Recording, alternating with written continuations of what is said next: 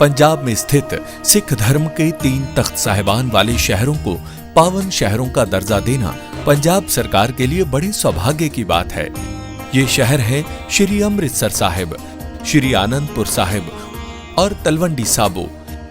ਇਹ ਤਿੰਨੋਂ ਤਖਤਾਂ ਦੇ ਸ਼ਹਿਰਾਂ ਨੂੰ ਪੰਜਾਬ ਦੇ ਅਧਿਕਾਰਤ ਪਵਿੱਤਰ ਸ਼ਹਿਰ ਵਜੋਂ ਐਲਾਨ ਕਰਨ ਦਾ ਫੈਸਲਾ ਕੀਤਾ। आपने भाईचारे की बात की। आपका भाईचारा नगर परिषद इलेक्शन के पहले तक तो ठीक चल रहा था महाविकास आघाड़ी का।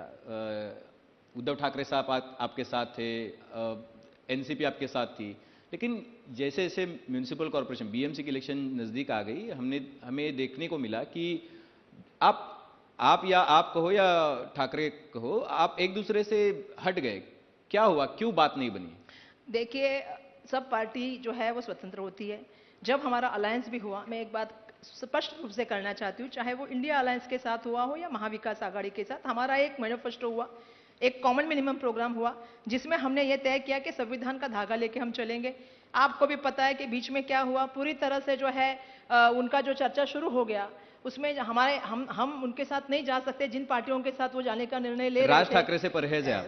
क्यों? क्योंकि हम तोड़ने फोड़ने की बातों में हम यकीन नहीं रखते। हमारे नेता जब जोड़ने की बात करते, हमारे नेता ने 10,000 किलोमीटर की यात्रा जब की, तो लोगों की जोड़ने की बात यात्रा की। इसका मतलब होता है कि उद्धव ठाकरे साहब तो मारने पीटने की राजनीति पर भरोसा कर रहे हैं, इसलिए वो राज ठाकरे के साथ वो क्या सोच के गए मुझे नहीं मालूम है, पर हमने जो सुना है, किसी व्यापारी का छोटा धल्ला छोड़ना, किसी सब्जी वाले को तकलीफ देना, किसी समोसे वाले को कहना, किसी को गाली देना, ये हमारे में नहीं। हम देश की संविधान को मानते हैं, लोकशाही को मानते हैं, और हमारी विचारधारा को लेकर हम पहले भी चले थे। और इसके बीच में संजय राउत जी का खुद स्टेटमेंट आया था 4-5 महीने पहले कि भाई हम स्वबल पे लड़ने वाले हैं, हम सेपरेट जाने वाले हैं, और ये कार्यकर्ताओं का इलेक्शन है। कार्यकर्ताओं ने कहा कि ठीक है, एमएलए में हमने उनका साथ दिया, वफादारी से साथ दिया, वो आप भी जानते हैं। लोकसभा के टाइम पे साथ दिया, वफादारी से साथ दिया। तो हमारे कार्यकर्ताओं ने जब हमारे प्रभारी आए थे, तो एक कहना आया कि जिसके ऊपर पार्टी ने लड़ना चाहिए, और उस हिसाब से पार्टी ने निर्णय लिया और पार्टी खड़ी हो गई। आपको लगता है कि अगर ये भी बात सच है कि अगर आपके साथ ठाकरे लड़ते हैं तो हिंदुत्ववादी वोट जो है उनका ज्यादा फायदा आपको नहीं मिलता है, लेकिन जो माइनॉरिटीज दलित वोट्स है वो इजीली ट्रांसफर हो जाते हैं, तो उसमें भी बड़ी तकलीफ थी पार्टी के नेताओं की कि भाई अपनी वोट बैंक जो है वो खिसक रही है और उसको हमें मजबूत करना चाहिए, हमें ज्यादा से ज्यादा सीट लड़नी चाहिए। नहीं, देखिए, सबसे बड़ी बात तो ये थी कि लोकसभा में भी जैसा आपको बताया कि हमने क्यों, मैंने वफादारी से कहा क्योंकि हमने 3 सीटें मांगी थी, हमको 2 सीटें दी, उसमें भी हमारा कहना था कि हमें कोई और सीट मिलनी चाहिए, लेकिन जो निर्णय आया हमने पार्टी का करके स्वीकार किया। विधानसभा में भी हमारा कहना था कि हमें मिलनी चाहिए, नहीं मिली तो उसमें स्वीकार किया। पर जब हमसे चर्चा ही नहीं हो रही है, जब हमको बोला नहीं जा रहा है, पूछा नहीं जा रहा है, जब जिस अलायंस के साथ वो बात करे उसके साथ हमारी विचारधारा नहीं हो सकती साथ में जाने की, तो वहां पे संघर्ष करने का और वहां पे बात करने का कोई संघर्ष मतलब। और अगर राज ठाकरे साथ में नहीं आते थे उद्धव ठाकरे के, तो आप साथ में जाने के लिए कोई दिक्कत नहीं? देखिए, तो हमारी अलायंस तो पहले थी ना, हमने कहा ना बोल दिया और पहले। इस इलेक्शन के बाद भी महाविकास आघाड़ी का एग्जिस्टेंस रहेगा, नहीं रहेगा? देखिए, ऐसा है कि आज की परिस्थिति में हम लड़ रहे हैं, और आज की परिस्थिति में वंचित आघाड़ी, रासपा और आरपीआई के गवई गठ के साथ हमारी आघाड़ी है। जैसा मैंने कहा कि जिनके साथ हमारी सोच मिल सकती है, जो हमारी सोच है, जो हमारी विचारधारा है, उनके साथ हम गए हैं।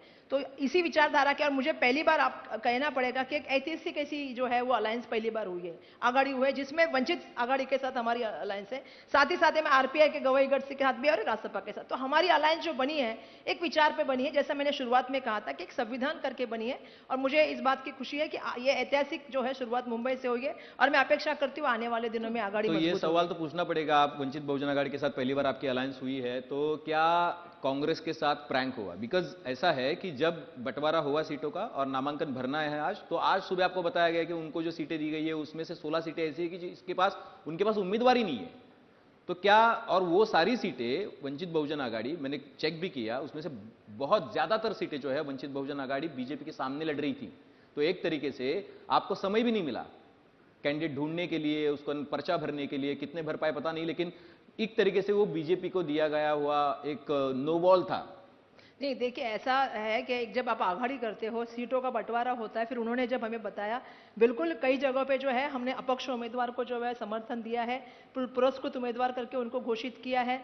अगर कई जगह पे जो है वो हमारे कांग्रेस पार्टी के उम्मीदवारों ने फॉर्म भरा था, उनको भी हमने घोषित किया है। तो बिल्कुल हमारी आघाड़ी जो है वो पूरी तरह से मजबूत है और आने वाले दिनों में लड़ने का काम करेंगे।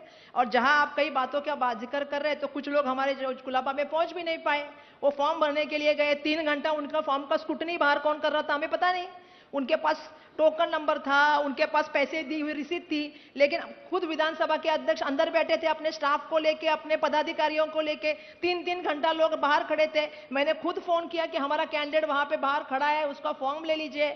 हमारे साथ अमीन पटेल जी थे, उन्होंने फोन क्या हुआ वहां पे? वहां ये हुआ कि 3 घंटा लोगों को बाहर जो है वो स्क्रूटनी फॉर्म कर रहे थे सब, कि भाई अभी स्क्रूटनी, जबकि स्क्रूटनी बाद में होती है, फॉर्म रिजेक्ट करना है कि नहीं करना है वो बाद में किया जाता है। कुलाबा ऐसी जगह है जहां पे स्क्रूटनी पहले हो गई, 3-3 घंटा कैंडिडेट को बाहर रखना पड़ा। उसके बाद उनके ऊपर इतना दबाव डाला गया, अंदर जाने के लिए जगह नहीं थी।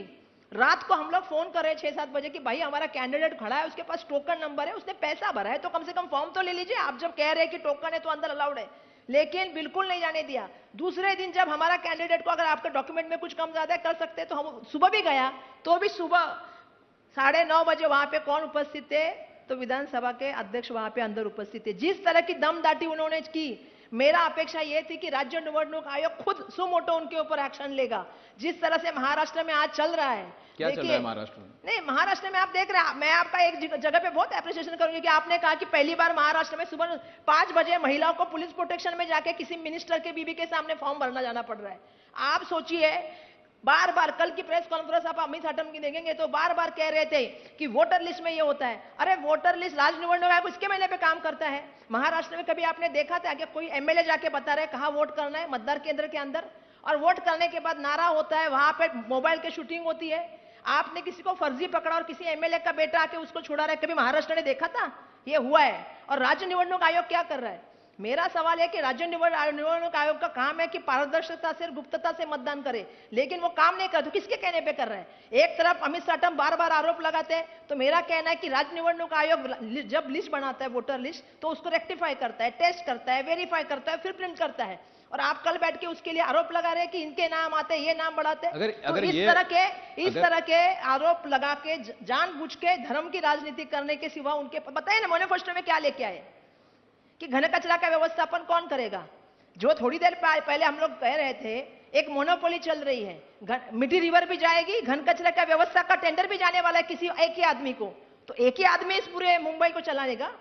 हमने देखा बीच में जब इंडिगो के प्लेन, जब आपने देखा बीच में 5 दिन जो परिस्थितियां थी, कौन था वहां पे? हम गए थे वहां पे पानी का और बिस्किट का एक डब्बा लेके और पानी का बोतल लेके, क्योंकि लोगों को यह परेशानी थी कि घर पे पहुंचेंगे कि नहीं पहुंचेंगे। उनको पता नहीं था उनका बैग मिलेगा कि नहीं मिलेगा। बेटी अंदर गई, माता पिता बाहर खड़े थे। आप वर्षा जी जब बात करिए, इलेक्शन कमीशन जिस तरीके से कार्रवाई कर रहा है या फिर काम नहीं कर रहा है, और सरकारी पक्ष या सत्ता पक्ष जिस तरीके से बर्ताव कर रहा है, उसकी बात करी थी, लेकिन यह भी तो पहली बार हुआ ना कि कांग्रेस बीजेपी के साथ खड़ी हुई गठबंधन में अंबरनाथ में, क्या और आरोप लगा कि भाई ये अंदर की बात है, कांग्रेस बीजेपी के साथ है। जिंदगी में कभी भी जो हुआ उसका हम कभी भी, जो जिंदगी में कभी नहीं होना चाहिए, ये हमारी भूमिका है। हमारी विचारधारा में तो कल ही कहा कि उनके और हमारी विचारधारा में कितना फर्क है। हमारी विचारधारा संविधान तो कैसे हुआ? कैसे नहीं, जो किया उसको सजा देने का काम भी हुआ, उसके ऊपर एक्शन भी हुआ, और उसको जो है वो सस्पेंड करने का भी काम हुआ, और सब कुछ हुआ, उसके ऊपर एक्शन हुआ। और उसके बाद आपने उनको रास्ता तैयार करके दिया बीजेपी के पास जाने का। आज तो रविंद्र चौहान के साथ में जाके वो बैठ गए बीजेपी में शामिल हो गए। ऐसे लोगों को कांग्रेस पार्टी कभी लेगी भी नहीं और जिंदगी में वो कभी आएंगे भी नहीं। पहली चीज, महाराष्ट्र प्रदेश के अध्यक्ष को हमने भी कहा है, वो सभी एआईसीसी से भी उनको कहा है कि इस तरह की घटना होनी नहीं चाहिए थी।